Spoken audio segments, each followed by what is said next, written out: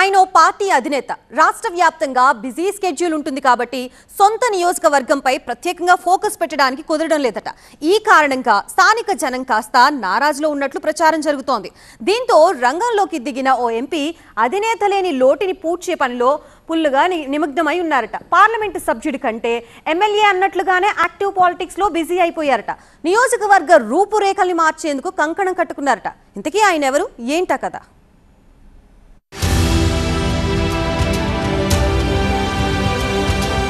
ఎంపీనా ఎమ్మెల్యేనా? పిఠాపురంలో ఉదయ్ హడావిడిపై చర్చ. అధినేత హామీలను ఆయన నెరవేరుస్తున్నారా? బాస్ నుంచి కితాబు దక్కిందా?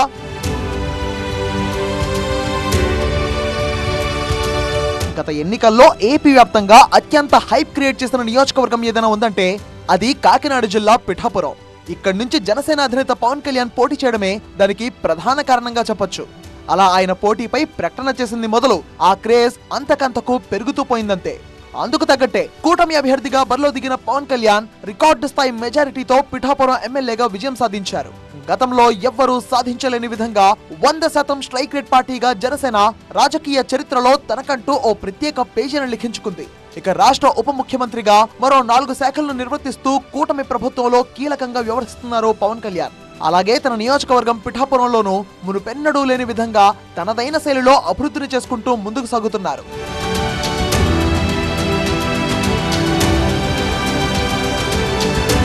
రాష్ట్ర రాజకీయాల్లోనే కాదు, దేశ రాజకీయాల్లో కూడా పవన్ కళ్యాణ్ క్రియాశీలకంగా వ్యవహరిస్తుండటంతో తన సొంత నియోజకవర్గమైన పిఠాపురంలో ఎక్కువ సమయం కేటాయించలేకపోతున్నారట. అందుకే ఎన్నికల్లో పిఠాపురం మండల ఇన్ఛార్జ్ గా పనిచేస్తున్న మర్రెడ్డి శ్రీనివాస్ కు నియోజకవర్గ ఇన్ఛార్జ్ బాధ్యతలు అప్పగించి ప్రజలకు అందుబాటులో ఉండాలని సూచించారు.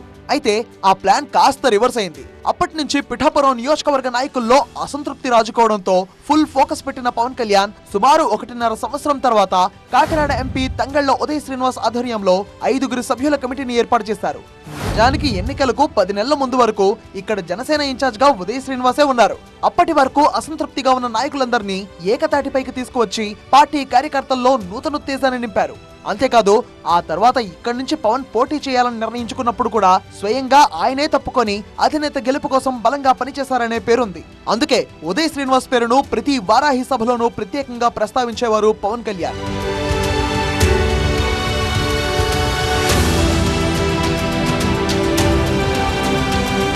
పిఠాపురంలో బరిలో దిగిన పవన్ ఉదయ్ శ్రీనివాస్ ను కాకినాడ ఎంపీగా పోటీ చేయించారు.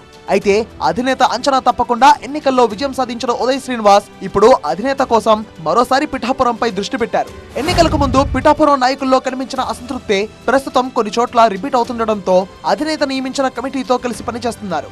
నియోజకవర్గ ప్రజలకు తానున్నాను అనే భరోసా కల్పిస్తున్నారు. అధినేత పవన్ కళ్యాణ్ పుట్టినరోజు సందర్భంగా ఇటీవలే ప్రత్యేక కార్యక్రమాలతో కార్యకర్తల్లో జోష్ నింపే ప్రయత్నం చేశారు.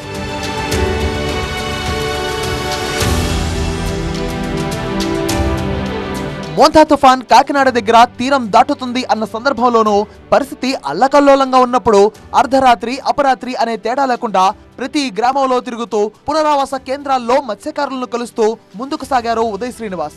గతంలో పిఠాపురంలో పనిచేస్తున్న అనుభవంతో కాకినాడ ఎంపీగా వేగవంతమైన నిర్ణయాలు తీసుకుంటున్న ఉదయ్ శ్రీనివాస్ పిఠాపురం మాజీ ఎమ్మెల్యే పెండం దొరబాబుతో కలిసి ప్రతి కార్యక్రమంలోనూ ఉత్సాహంగా పాల్గొంటున్నారు.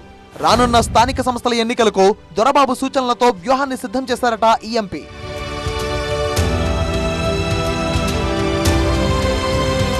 ముఖ్యమంత్రి చంద్రబాబు నాయుడికి కుప్పం ఎలా ఉందో అదే మాదిరిగా పిఠాపురాన్ని పవన్ కళ్యాణ్ అడ్డాగా మార్చుకునేందుకు వ్యూహాలు రచిస్తున్నారట ఉదయ్ శ్రీనివాస్. పిఠాపురంలో పవన్ కళ్యాణ్ శాశ్వత ఎమ్మెల్యేగా మిగిలిపోయేందుకు గట్టిగా ప్రయత్నిస్తున్నారట.